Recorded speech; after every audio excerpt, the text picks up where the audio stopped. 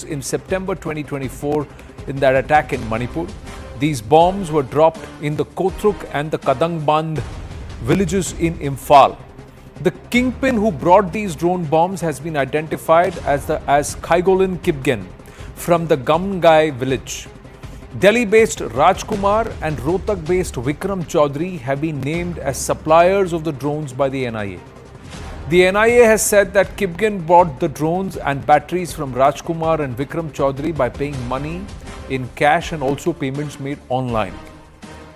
And according to the FIR filed by the NIA, which is based on the information received by local police on the 1st of September in 2024, some unknown Kuki separatists attacked the Kotruk village at about 2:06 p.m. in the afternoon using sophisticated weapons and dropping grenade bombs via drones. And the incident led to the death of one woman aged about 31 years and her 9-year-old daughter, who sustained severe injuries. A case was registered against the unknown attackers for investigation. Top intelligence sources have also said that this was an unprecedented and major escalation in the ethnic clashes between the Kukis and the Meiteis in Manipur. There is involvement of highly trained professionals, possibly with technical expertise and support from a foreign agency. And due to possible drug and foreign funding, the weapons are huge in number with sophisticated technology. This claim of foreign hand in the use of weaponized drones may be true, but the seizure of 10 high-end batteries for use in drones that was made in Guwahati in June 2024 was an important action by the Assam police that also pointed in the direction that drones were heading towards the northeast in a big way, and perhaps for the use of them being weaponized for incidences like what transpired. Now, CNN News 18 had earlier reported how an ambulance was actually used to attack a Meitei village. On the 1st of September, Kuki separatists had used an ambulance as a cover to infiltrate a Meitei village in Manipur under the guise of essential emergency services. But this entire aspect of a calibrated drone attack, Colonel Shantikumar Sapam, spokesperson of the Meitei Heritage Society with us, and Dr. Ankita Datta also with us. Colonel Sapam, as a Fauji, one more aspect is even as the BSF is putting up advanced units and setting up fresh posts along the LOC and the Pak border for suspected drone attacks or to negate that. On the northeast of our country, these drone attacks are already taking shape, and they have used it to drop bombs, local crude bombs at areas in and around Imphal. The NIA now confirms this.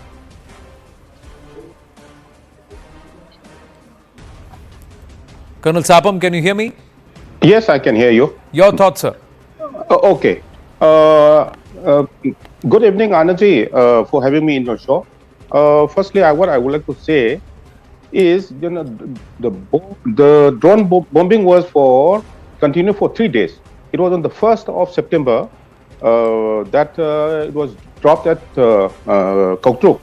In the army, first we soften the target with bombing whenever we go for an attack, and then the assault party goes in. So exactly that was what happened at Kotruk, and there was two, three bombs also at a nearby village called Fayen on that specific day. And the lady, after that bombing and softening of the target, these Kuki militants, they actually assaulted, and they with fire and physical assault, and then burned many houses, 5-6 houses, vehicles also. And the police got the tail fins of the bombs basically, and the drones were also seen, and people were seeing it. It was around 10 o'clock on that day, and on 2nd, at a place called Senjam Chirang, which is around 3 kilometers from there. Again, bombing was there, but there was no assault over there.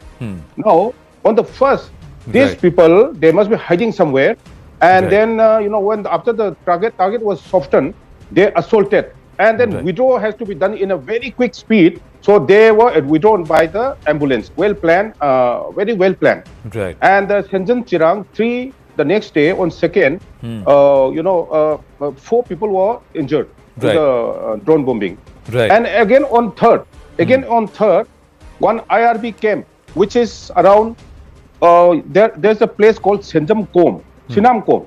There's a place called Sinam Kom, one IRB camp, isolated camp is there, which is around 25 kilometers from Imphal. Right. And over there also only bombing was there, and the bombing was quite intensive. And this IRB personnel, they ran away from the camp, and on that specific day, no injury was there, but they had taken 3 AK-47 and 1 Inchas rifles. And Anandji, let's connect the what you call dots. Right. On the 2nd of September, Laldu Homa, the Chief Minister of Mizoram, he spoke on the 2nd of September at Maryland. And on the 4th of September, again, he spoke in Indianapolis. Correct. And all those controversies which we have seen. So it clearly says, and the president's election was on 5th of November. Right. So in a way, I had mentioned before that he had gone for campaigning, showing that these kind of things are happening as per the Burma Act. We are also, with the aid, with the help of US, he's one dignitary from this region, and he went there and spoke, and in a way indirectly projecting that we are, working in connivance with the Burma Act. And in Burma Act 2024, which was passed in 2000, the budget was passed in 2024 March, and the budget was $121 million. But however, the total budget sanction was allocated was $167 million. That was for the Burma Act in 2024 for the financial year. That is what I wanted to submit. It clearly shows that this is subject to confirmation, but you are trying to join the dots and say that there is a connection somewhere. There is foreign funding, there is a foreign agency involved, there are drone attacks happened around the time Chief Minister of a neighboring state is in foreign soil, and his utterances we have put out here on CNN News 18. But coming back to these drone attacks, the drones can operate, we're given to understand, the NIA has also given this information, for distances ranging 500 meters to 15 kilometers. That's one part. They can also carry weight, so they can carry a payload. So they can be loaded with explosives, including hand grenades, mortar bombs. They also have a rotor system along with cameras and sensors, which allow them to also capture images and record. The other aspect is that the vehicle that was used as an ambulance to ferry those cookie terrorists, that registration number has also now been revealed, and the registration number shows that this is registered under the KSO General Headquarters. Now the KSO is also an outfit which espouses, claims to be an NGO, claims to be a student organization, but it also espouses formation of a separate state or aggregation and of certain communities and formation of a separate state tacitly. Ankita Datta, how can these drone attacks happen inside our country and nobody is the wiser? These drone frequencies should not be allowed as per the country's drone policy. There are individuals based in Delhi and in Rohtak who are supplying these drones. So where are they getting these drones from? These are all questions. Right. Namaste Anandji. Namaste Colonel Sapam sir. A very warm good evening. Yes, so if we recall, Colonel Sapam sir had already cleared many of these points. The drone bombing started from the 1st of September to 2024, and the major affected area first in this regard was Kotruk. And if we see the map of Manipur, Kotruk is located in the northwestern peripheral region of the Imphal Valley. And all these drone bombing incidents had taken place in the 3 major peripheral regions of the Imphal Valley. So the hill areas remained almost completely unaffected by these drone bombings, and these bombings were by and large carried out by the militants of by the Kuki militants, basically. So in this case, the drone bombing incidents that rocked the peripheries of the Imphal Valley, they were indiscriminate, and most importantly, they targeted the civilian population, including women and children. So this can be rightly called out as a terror attack, as an act of war, I would say, against the Indian state. And some of the militant groups which are operating in this region largely include one group led by Tiger, who actually took credit. He actually took credit for some other attacks in the month of November 2024. And there are at least 3 to 4 3 to 4 major Kuki militant groups operating in Manipur as of today. The drone bombing attacks, it did not lead to any large scale retaliation as such from the armed forces. Yeah. Although there is a video that we put out here and, which said this is our tiger company that is eating food because they are hungry. yes. Yeah, so we put Yes. out that video too. Go ahead, please. Ji.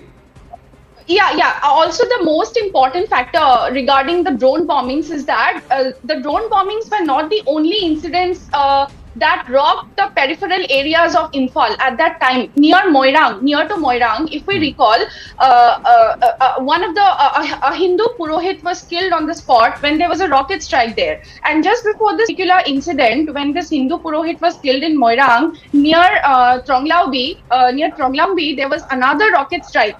On that day itself, which actually demolished the courtyard of a house and damaged another building while the rocket was going through it. And these were mostly locally manufactured crude rockets. They were locally manufactured in makeshift factories, in homes itself. And these rockets were used by the militants with the rockets with a range of around 8 to 10 kilometers. And mostly they were home fabricated rockets lacking accuracy. But when used against cities and when used against civilian populations, they can lead to devastating damage.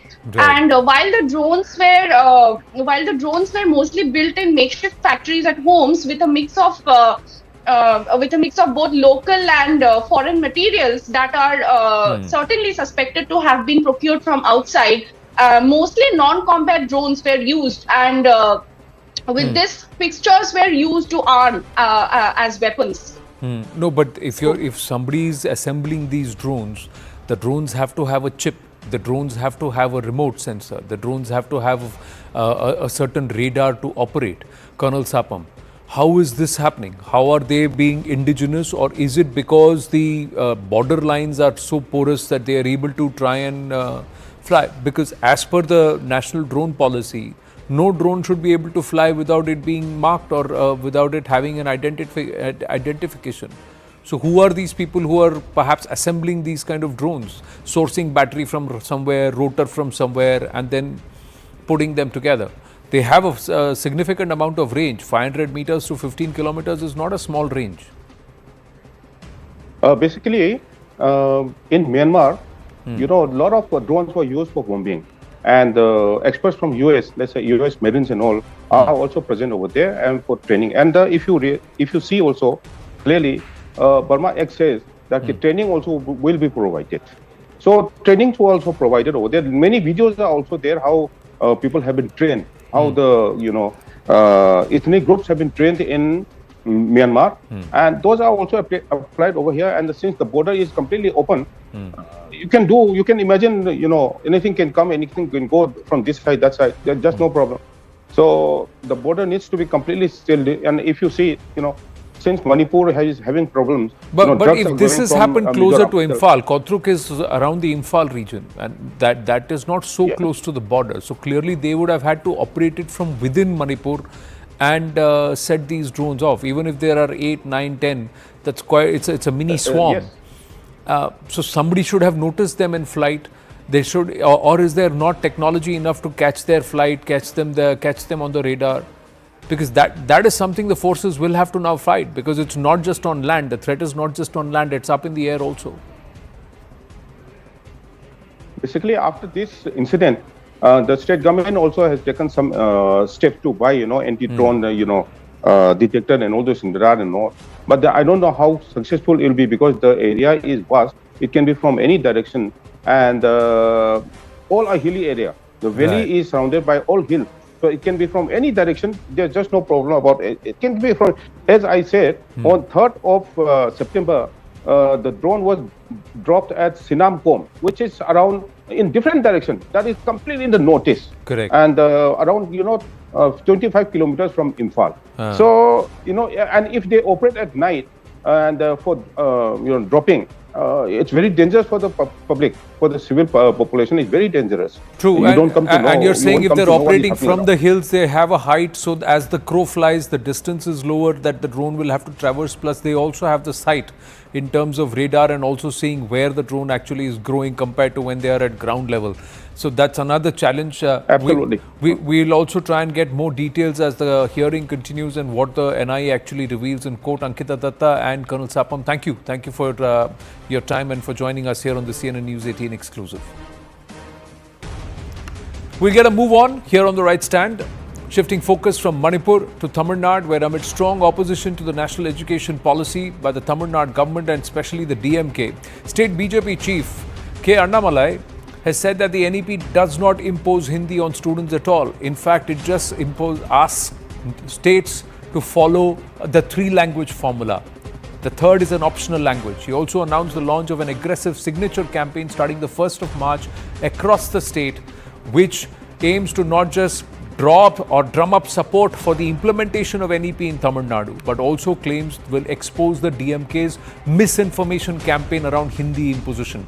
Launching a scathing attack on the MK Stalin-led government, K. Annamalai said that DMK was creating two classes of students in Tamil Nadu through its opposition to NEP 2020, which mandates students to learn three languages: the local mother tongue, English, and a third optional language, which need not necessarily be Hindi.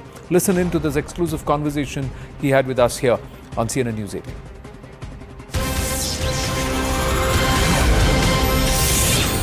Joining us is the Tamil Nadu BJP President, Thiru K. Annamalai. Annamalai ji, namaste. Thank you for speaking with us here at CNN News 18. Welcome, sir. My first question to you today. The Hindi language on railway stations has been defaced by DMK workers. Is this respecting Hindi as a language? I always believe, sir, I always go back to Mahakavi Subramania Bharati. It is not great if I say my mother is great. When others call my mother a great, then truly my mother is great. When you learn multiple languages, like Subramania Bharati, you speak more than 10 languages, then you say Tamil is the greatest of all, then it's agreeable. Now, the sign of a greatest language and greatest culture is how you give respect to the other languages also. That is a sign of who we are as a person, as a civilization. Now, very unfortunately, it is that DMK coolies, they have this reset model once in a while, and they might not even know what is happening. They're just coolies. They just come, bring a paintbrush, tar it, and go back. In fact, what happened in Pollachi yesterday, I was very interestingly reading. The main accused number one, the accused number one's daughter studies in a three-language school, a private school, where Hindi is one of the subject. And the same thing is across Sankaran Kovil, where it happened today morning. Now, this is all storm in a teacup. Tamil Nadu has moved away from what happened in 1965. There, Hindi was truly imposed, where it was a prescriptive language. Prescriptive language is the third language. Now, it's an optional. At one end, DMK people carry their brush, they paint it. Other end, the Hindi Prachar Sabha in T. Nagar, Hindi Prachar Sabha continues to record the largest number of students taking Hindi in exams in Tamil Nadu. So people are very comfortable. Of course, we all have great pride for our mother tongue Tamil. Doesn't mean that we have to insult any other language. New education policy, the national education policy is very clear that please study a third language. That is an optional language. Any of the language, could be a Dravidian language, could be any of the Indian language. That is what the Honorable PM is talking and telling and continuously reinforcing it. And I'm also sometimes saddened by the typical reaction DMK does, the coolies going and brushing and trying to damage a post office. Very, very unfortunate, sir. Do you believe this will have support on ground, that you want the rest of the world, including the rest of Bharat, to respect Tamil? But in Tamil Nadu, other languages, especially Hindi, is being disrespected. You may have a political point, right or wrong, that don't impose this language on us. But how is this okay to blackface Devanagari script? I don't stand for it. In fact, I feel very abhorrent when something like this is happening. And when so many people from other parts of India happily come to Tamil Nadu, as we go to Rameshwaram temple, every day 5,000, 8,000 people come from different parts of India, Meenakshi Amman temple. People just move, people do businesses. It's a very welcoming state. And you want to take a paintbrush, go, and I'm just not okay when somebody sees what kind of culture you're presenting to Bharat, sir.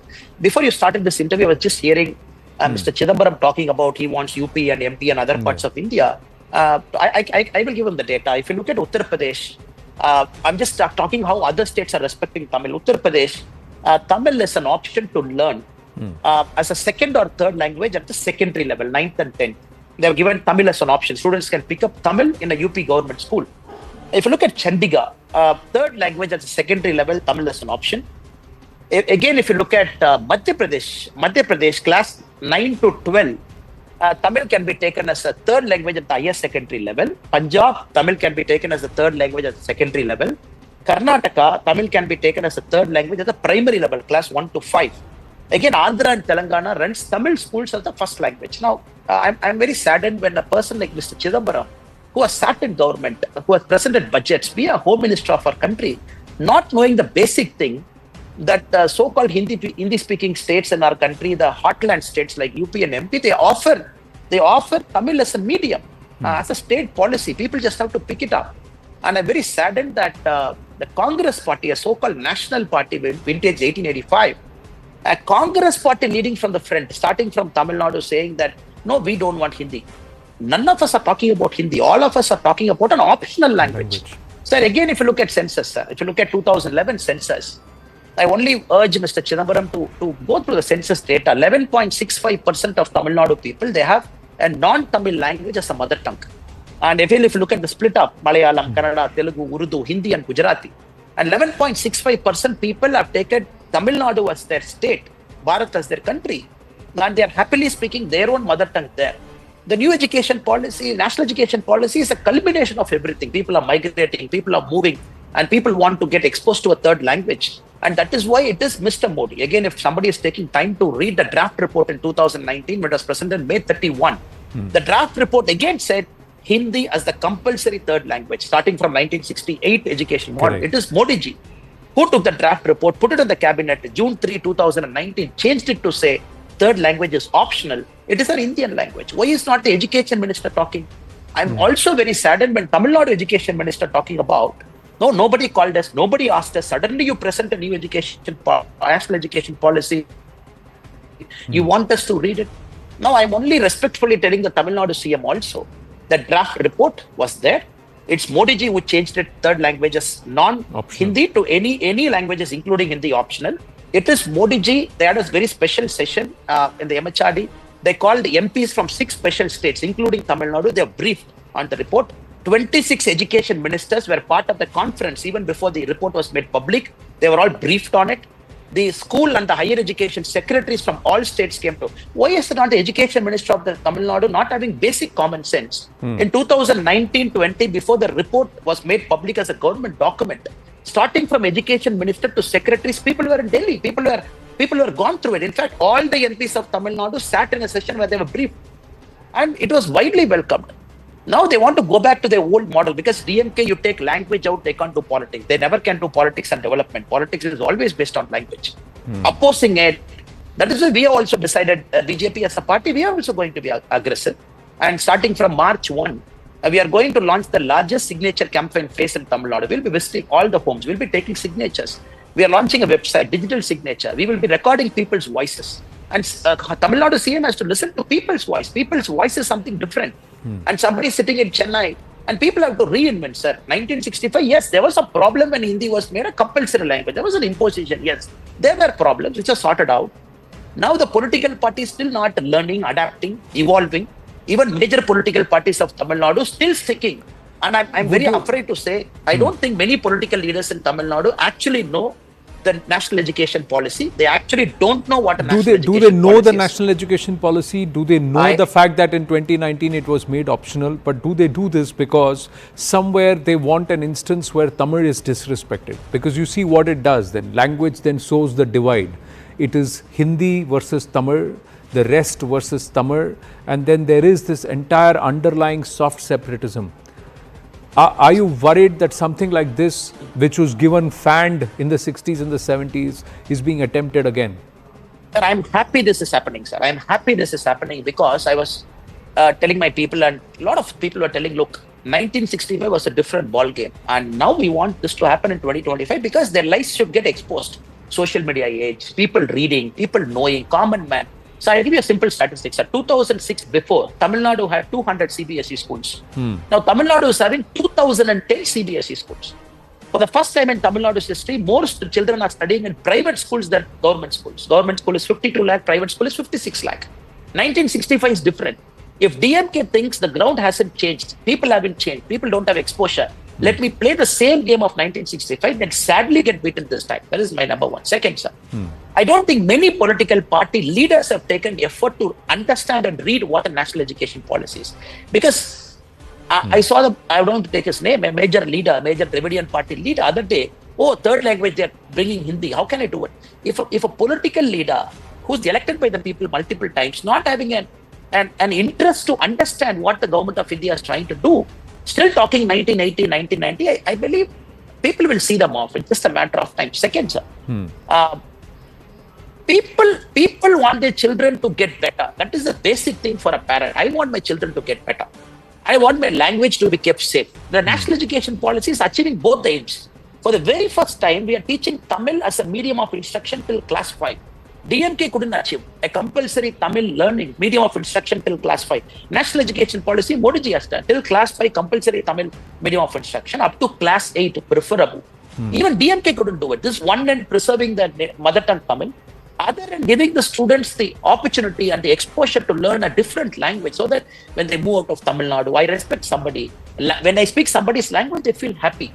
And again, paint brushes, tar, blacking, same modus operandi 50 years before, 4 people going in the middle of the night or taking media with them, Tamil media, trying to paint it. I don't think Tamil Nadu is going to forgive this kind of character, sir. I don't think Tamil Nadu is going to forgive. What happens to the Samagra Shiksha funds? Now, where is it stuck? Is the state saying we will not give the money till the time the 3-language condition is there? Or is the center saying we will not disperse the money till you give up this 2-language posture? So we have to understand from where the Honorable Minister, Mr. Pradhan ji, made this statement. Because Samagraga Siksha, Ellorukumana Kalvi in Tamil meaning education for everybody. Previously it was Sarva Siksha Abhiyan. Samagraga Siksha fund is a component of school and higher education. It's not the only fund.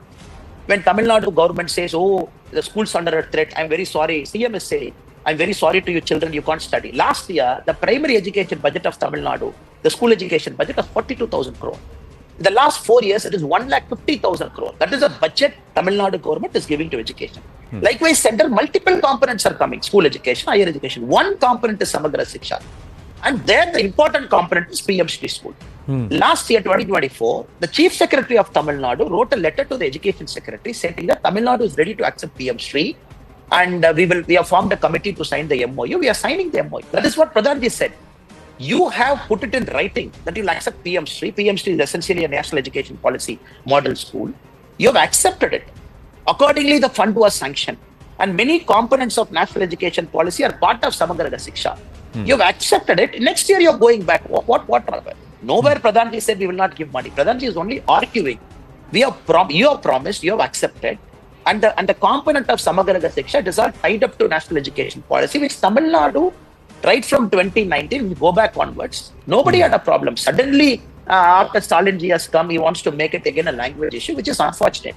And again, if you look at the components, Modi ji money that is being given to Tamil Nadu, multiple head, even for education, multiple head it is coming. Only in Samagra Siksha, where the government of India is asking, last year you have signed, you have agreed, you have written a letter, the Chief Secretary has written a letter, now you can't go back. Because the government is worried, education being in concurrent list, it is also the duty of Modi ji to make sure Tamil students are equipped for the next generation of learning. It is not state government can simply say, no, it is my problem. It is also Modi ji's problem. They have to understand, it is also Modi ji's problem to create better Tamil students so that they face the world. And they have to understand it in that context. Right. My question is, 3 questions and then we'll wind up this conversation. The first one is, how is a third language being introduced going to help the Tamil people? How is it going to make a difference compared to the current 2-language system in the government schools? Sir, now we have to understand, we are creating 2 classes of people. One class of people going to private schools in Tamil Nadu, they are learning the third language already. And in fact, this number is getting more and more CBSE schools. In fact, Tamil Nadu, the funny thing is, the state board, Tamil Nadu run matriculation English board, doesn't make Tamil compulsory. So people pick up Hindi, people pick up Sanskrit, people pick up French, people pick up multiple languages, even the state run English matriculation board. You're creating a class of people who want to learn more. In fact, all the major politicians, sons and daughter, Mr. Vijay, who runs the TVK party, he runs a CBSE school. And Mr. Seeman, 2016, who talks about Tamil nationalism. In his manifesto, he promised a third language, including Hindi. In fact, Stalin ji's own daughter runs a school where Hindi is taught. Most of the MP's son and daughter of DMK, they run a CBSE school or a state board matriculation school where Hindi is taught, other languages are taught. So one class is going. Only for government school students, they don't want to give it. They want to deny. That is why we keep arguing. Why are you creating two classes of people? Even the national education policy, the government school student will decide what he wants to learn, he or she. People closer to Coimbatore can learn Malayalam, closer to Karnataka border can pick up Kannada. People in Chennai can pick up Telugu. And more language, it's scientifically, empirically proven. European students, they learn 5 languages. Some of the oldest languages like Celtic, current languages like French, Spanish, they learn 5, at least fluently, they speak 3, 4. And we all know, when immediately they go to Japanese, immediately they go to Chinese to say, no, Chinese and Japanese are learning one language. The UK has to understand, yes, Chinese and Japanese are learning in their mother tongue. That is what national education policy, very first time they're doing. And also Chinese and Japanese, they never stop thinking a second or third language. The argument is, should the medium of instruction be in the mother tongue? That is the argument. The argument is never about should we learn a third language. Okay, so the medium of instruction should be Tamil as per the NEP, but you say in government schools in Tamil Nadu, medium of instruction is not being Tamil. In fact, the two-language policy itself is not being implemented. What is between you and Udaynidhi Stalin? Things are getting a little personal there. Someone's challenged you to come to Anna Salai. You've lost your temper against him in Karur. So and what's with these hashtags, the get out hashtags? Now, I sometimes believe you got to pay back the same medicine, like how they're trying to dole it out. I personally believe a person in power, elected person, cannot abuse a constitutional position holder, be it the Prime Minister, be it the President, be it any cabinet minister. And for a long time, I felt the name calling is getting too much. And a person like a Deputy Chief Minister going to a stage and saying, I am going to call Modi as 29 Paisa Modi. I am going to call Modi as Get Out Modi. I am going to call Modi like this. Then they should have courage. If they do it, then the repercussion also they should be willing to face. That is why every time they say, no, look at Twitter, look at social media, go back Modi. We said 24-hour challenge. 24 hours, whatever you want, you do. You put out Get Out Modi. Next 24 hours, we will put out. They were able to about 2 lakh impression. We were able to get about 1.5 million. So it is telling them, look, this is not the voice of Tamil Nadu. People sitting in Arivalayam, you have a problem with Modi ji, you sort it out separately. But when as a minister, you want to abuse my Prime Minister, we are not going to tolerate, number one. Second one. And also the abuse that is continuously on the Finance Minister of India, continuously on Pradhan ji now after this issue. Right. I felt children are watching it. People are watching it. Many times politely we upset. That is why we told Mr. Udaynidhi Stalin, you are a Deputy Chief Minister, Father Chief Minister, Grandfather Chief Minister. You have the courage, you try and abuse Modi. We will also use all means at our disposal as a party. We also have Karyakartas who get emotional. Then you should not blame me. And they ran away and they said, you come to Anand Salai. I said, I'll come. You tell me the date I want to come. Even to Arivalayam, I'll come. You tell me the date. So they have to understand, sir, this bullying tactics of Tamil Nadu politics will not keep working for a long time, taking a paintbrush. This is bullying. This is bullying. When a person from northern part of India landing in Pollachi or Rameshwaram, how will he know what is happening? In the railway station, it has always kept people from Tamil Nadu going out. Prayagraj, lakhs of people have gone. Ayodhya, lakhs of Tamil people are going. Of course, they go there, they use the railway station. They see 3 languages. Whatever language they prefer, English they understand. The local media they understand. So why is it that people of Tamil Nadu also travel outside to Ayodhya, Prayagraj? Lakhs of people have gone from Tamil Nadu. No flight tickets, no train tickets from Tamil Nadu for the last 40 days. Why is it that DMK not acknowledging? They are also Tamilians. They also want to mingle with the rest of Bharat. Right. Final question on a happier note. Let me ask you, if 3-language policy is implemented, what would you like your kids to learn as a 3rd language? Sir, I would want my son and daughter, because I have a son and daughter, and the son is in 8th class, the daughter is in LKG. So naturally they have to evolve, but I would like them to pick up a Dravidian language closer home, either a Kannada or Telugu, that is next, and to pick up a 4th language, either a Hindi or a Sanskrit. I would ask them to pick up one South Indian language preferably, and one language that is richer. And Sanskrit is richer, Hindi is richer, Tamil is richer. And it is important when these guys grow up, 20 years from now, they should have a debate with everybody that the intrinsic parts of language, the grammar, the greatest epics of those languages. I would actually want my son and daughter to pick up 4, sir.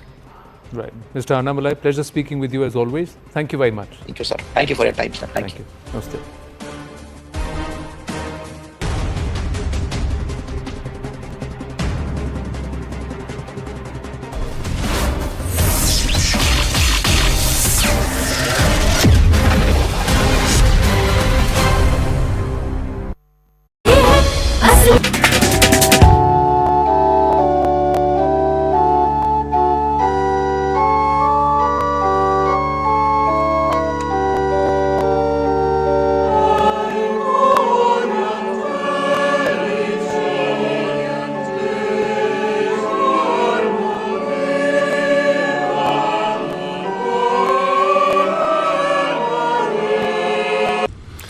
Maria Santissima, premurosa e tenera nel soccorrere i suoi figli che si trovano nel dolore, lo sostenga in questo momento di prova e di sofferenza. La parola di Dio e la preghiera raccoglieranno ed esprimeranno tutte le nostre parole e le esprimono con pienezza. Ci aiuteranno a sentirci in comunione tra noi, con il Santo Padre, con tutta la Chiesa, in particolare con le chiese in Italia, che in questi giorni prossimi si ritroveranno in tanti modi sempre nella dolce compagnia di Maria per intercedere per la guarigione del Papa. Sappiamo anche quanti si uniscono a noi, tanti nella amicizia hanno affidato a noi la preghiera, quanti attestati di riconoscenza e di stima che presentiamo tutti al Signore perché doni protezione e renda forte nella fede il Papa Francesco. Preghiamo. O Dio, che in Maria, madre del tuo Figlio, hai posto il segno della nostra difesa e del nostro aiuto, concedi a Papa Francesco di godere la salute del corpo e dello spirito, perché continui ad essere per la Chiesa testimone del tuo Vangelo di misericordia, a presiederla nella comunione. Ricolma di grazia la tua Chiesa. Ascoltaci, Signore. Dona salute a Papa Francesco. Ascoltaci, Signore. Estendi il dono della pace a tutti i popoli. Ascoltaci, Signore. Rendi tutti i defunti partecipi della Pasqua eterna. E poi dopo fra un po'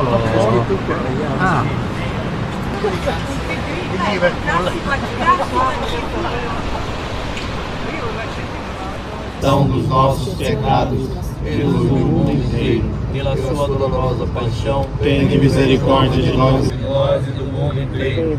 Deus Santo, Deus forte, Deus imortal.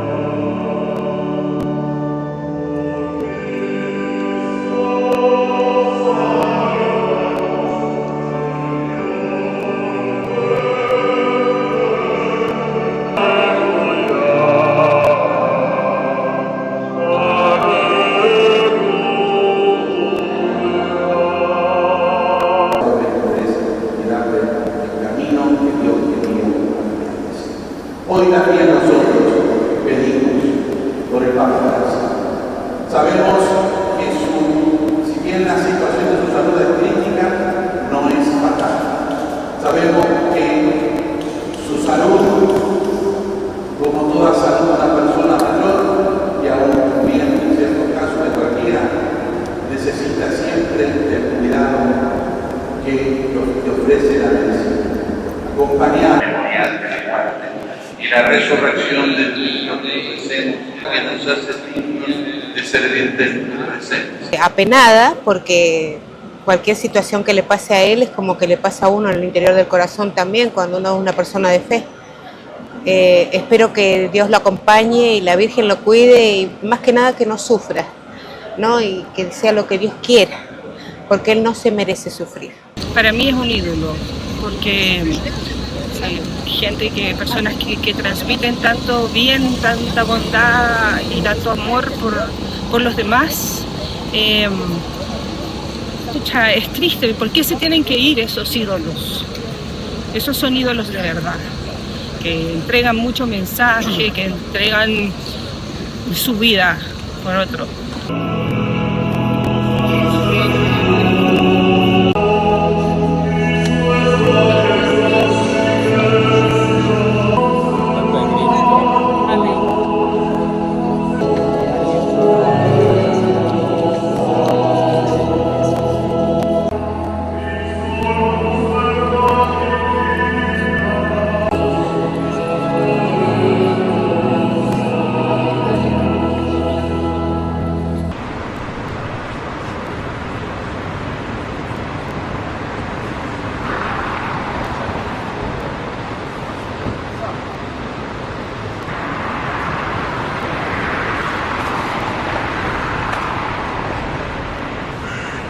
Senza vedere come è stato, qui dopo è stato. Dopo.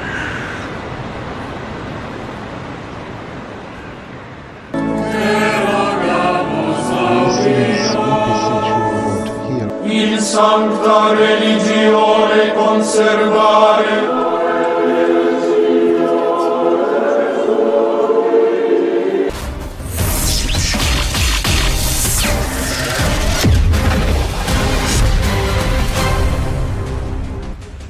Back live, and Prime Minister Narendra Modi just a short while ago witnessed the Jhumur dance as part of the Jhumur Binandani 2025 celebrations at the Sarju Sajai Stadium in Guwahati. The dance performed by nearly 9,000 dancers, mainly women from the T tribe community. Chief Minister Himanta Biswa Sharma was also present. PM Modi is there on a two-day visit to Assam as part of the Advantage Assam 2.0 summit. But he's also witnessed this with about 60 member delegation of foreign ambassadors and envoys and members from other nations. PM has just posted on platform X about the event, and he said, I quote, "Delighted to be amongst the wonderful people of Assam at the vibrant Jhumur Binandani program. Grateful for the warmth and affection." Now, Jhumur is a folk dance of the southern ethno-linguistic group who trace their origins to the Chota Nagpur region.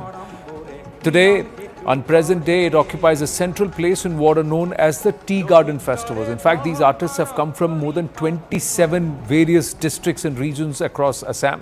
And these festivals celebrated by the tea garden workers in Assam. The most important ones are the Tushu Puja and the Karam Puja, which celebrate the oncoming harvest.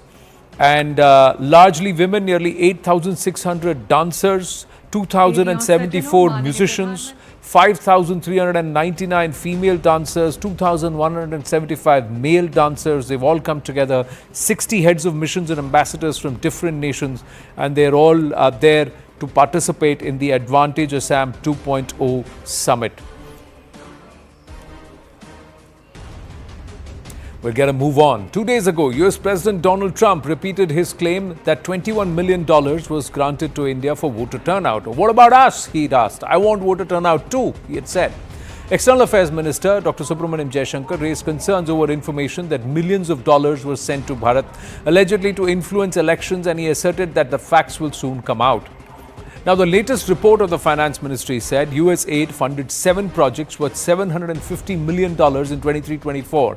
The report said that for the financial year 23-24, an obligation of a total of $97 million, about 825 crores made by the US Agency for International Development under 7 projects. The Department of Economic Affairs under the Finance Ministry, which is the nodal department for bilateral funding arrangements, has also shared the details of the projects funded in 23-24 in the report. It added that during the year, no funding was made for enhancing voter turnout, but to projects related to agriculture, food security programs, water, sanitation and hygiene, renewable energy, disaster management and health. So largely under the UN SDGs. Those are the programs that were funded. There was no direct money that was taken from the government or by any part of the portion of the government. These were all via NGOs, via various institutions, and the funding for these furthering achievement of SDG goals in these areas. Largely that's the construct, and that's what the government is saying. The Congress meanwhile renewed the attack on the government, with Congress MP Jairam Ramesh claiming that the Finance Ministry report itself has exposed the BJP's lies. The BJP quick to counter, saying that the Congress and the ecosystem was desperate to try and deflect the accusations against them. The Congress further said that USAID and 7 projects with Government of India, to which the BJP said that the government has channels to fund development, and that foreign agents will not be dictating governance. So this money has gone towards furtherance of some of the key goals under the UN SDG on ground, and with full awareness, and that's why the declaration, but it's not gone towards influencing government or any form of governance. Charu Pragya, spokesperson of the BJP, should join us. Nikul Patel, leader of the Congress party, with us. Abhijit Iyer Mitra, senior fellow IPCS, with us. Namaste. Jai Hind, gentlemen. The lady will join us in a bit. But Abhijit Iyer Mitra, where do you see this? Is the current government also taking these funds? Or do you believe that the UPA needs to come clean on what was taken and how much was taken between 2008 to 2013, 2014? Because GOI has said that ever since 2015, not a single naya paisa has been taken by the government of Bharat. Right, look, the government of Bharat taking money is not the issue here. The government of Bharat can take whatever money it wants. As long as it's government to government, there is no issue out here because it's gone through the government vetting. The real issue out here, and it has always been the only issue out here, has been USAID funding that has not gone through governments, that has gone through NGOs. Now, if you recollect, the BJP, when it, at the end of last year, when it launched its attack on the State Department and USAID, it was very specific to funds that had come to NGOs out here. Because what starts off as voter turnout, what the language given in DC is voter turnout. Ultimately, it goes through 3-4 different shell holdings of one NGO, then giving it to another NGO, then subcontracting it to another NGO, which then becomes a ground level reporter education in Tanjavur district or something like that, or Khulna district, what have you, right? It is the shells that we are looking into. Now, why has this issue come up with Dodge specifically? Now, you know, Dodge isn't going through public accounts and telling us what is publicly available. Let's first understand that. Dodge is going through the deep hidden documents and coming up with things that were not there in the public sphere. There seems to be no understanding even of that first fact, with people like Indian Express going and doing some expose where they're looking at public. Yeah, he's going on telling you this is not public. This is all the hidden stuff that they have discovered using their AI algorithms. And we're going on insisting these are the public things. No, they are not. And again, the issue here is not government to government. Government to government, you take whatever you want, you do whatever you want. Because that means the government of India, it doesn't matter if it's UPA, ND or whatever, have weighed the national interest, seen what money is coming where to what this thing, and going about doing it. The issue is NGOs hiding it in shells with agendas which are different, that are enunciated differently in Washington DC and enunciated differently in Delhi, Tanjavur, Khulna, Maharashtra, wherever. Got it. Nikul Patel, even as Charu Pragya joins us, your thoughts? See, when we listened about this US aid and whenever it was brought to the notice by the US new government, and then BJP tried to we can say that marginalize about the event, that what happened, where was the money, who had taken the money, why it was given to during that period. All the blames that were there, and we are ready for all kind of investigations. All documents are with the government. But I would like to reflect few more facts that will bring that how BJP government is also doing the activity under USAID. I would like to say All India Radio is not a private NGO, and Niti Aayog is not a private. It's a brainchild of Modi government. All India Radio announced a partnership under Samrid initiative between USAID and Niti Aayog, and that was tweeted on 8th of February 2022. I would like to add one more fact about Devendra Fadnavis. Devendra Fadnavis said that I was a part of the talk on collaboration between USAID and Mashav, an Israeli development agency.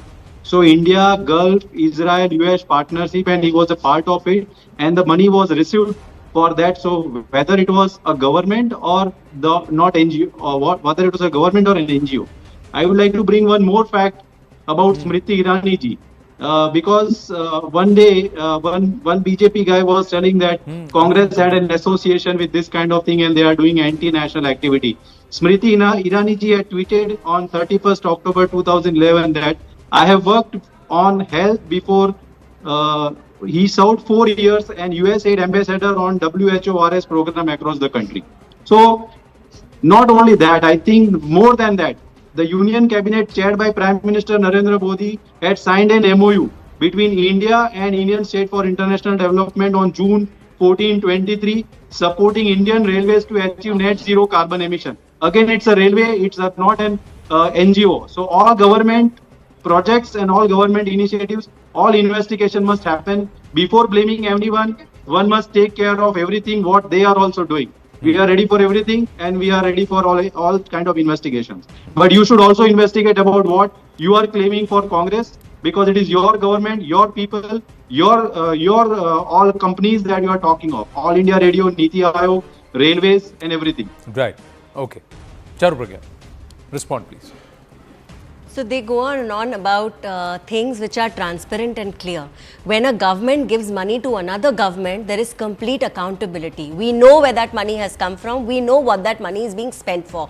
Here, we are concerned about the amount which has been flagged by DOGE. The amount which has come from USAID but has percolated down to NGOs here in India, which were used for suspect activities. For some reason, the Congress refuses to understand this. Yes, USAID has done a lot of good things also around the world. But does that mean that the money that they were sending for all wrong activities should be forgiven and washed away? Is that how it works? कि आप एक अच्छा काम करके दिखा दीजिए, उसका poster बना के चिपका दीजिए, उसके बाद we will forgive you 1,000 crimes. Because that seems to be the way Congress is operating right now, Anand.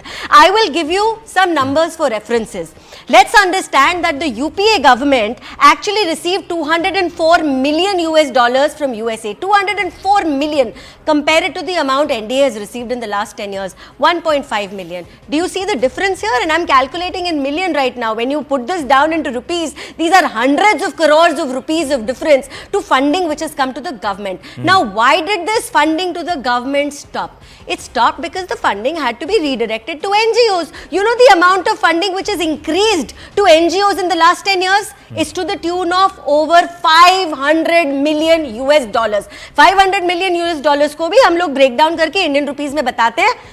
Maybe 23,000 crore rupees. Do you understand the mind-boggling number this is? And what are the people this money has gone down to? These are NGOs, these could be advocacy groups, these could be individuals, and all of these people, I believe, have systematically been working against the government of India. I'll tell you why. When you see the ebb and flow of money coming into India, there is always a surge of money which is coming in when there is a big political activity going on. Example, farmers' protest. Another example, Bharat Jodo Yatra. Is that a coincidence? Absolutely not. Is it a coincidence that when this 21 million was flagged, an entire ecosystem went up in arms, screaming and shouting and crying and protesting, at times even lying, which Rajdeep Sardesai did, which Indian Express did, and I'm calling them out by name. You know why? Because they didn't even bother to read the official X message which was put out by the government of the Government Efficiency Department of United States of America. Why didn't they? Maybe they were beneficiaries to this money coming in,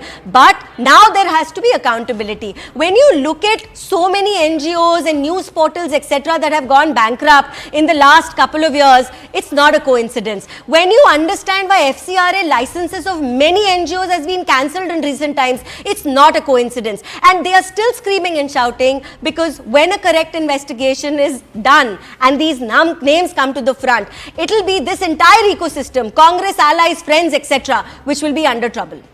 The fact is, you've taken names. I do not subscribe to the fact that whether that the veracity. They put it in writing, Anand. No. You as party spokesperson have said that. But Nikul Patel, the point is, sir, why are these entities somewhere linked with the Congress party?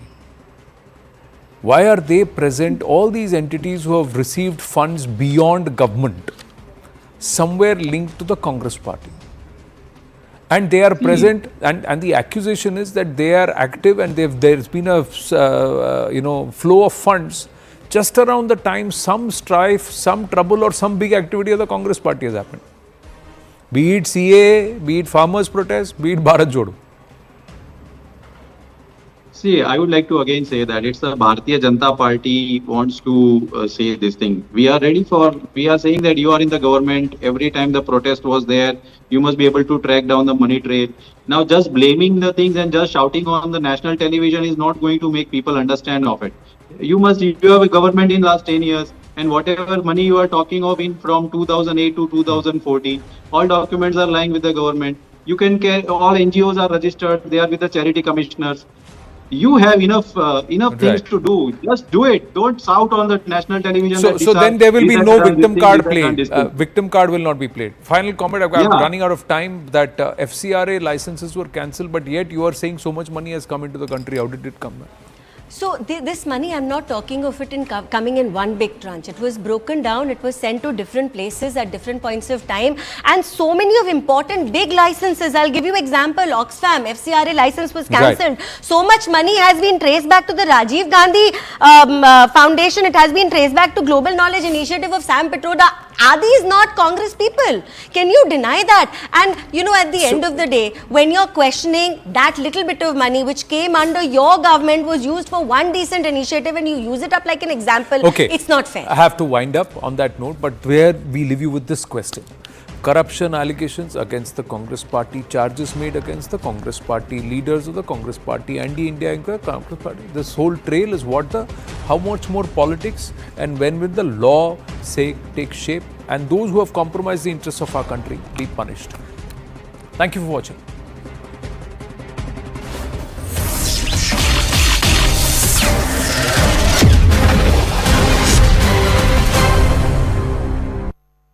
आपके घर के खाने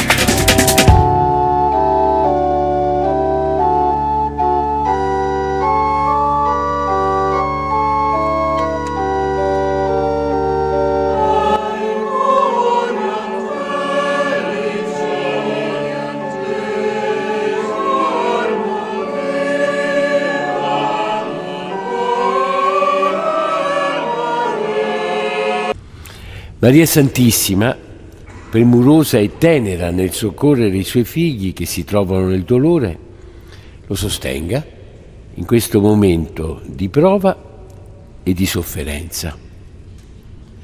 La parola di Dio e la preghiera raccoglieranno ed esprimeranno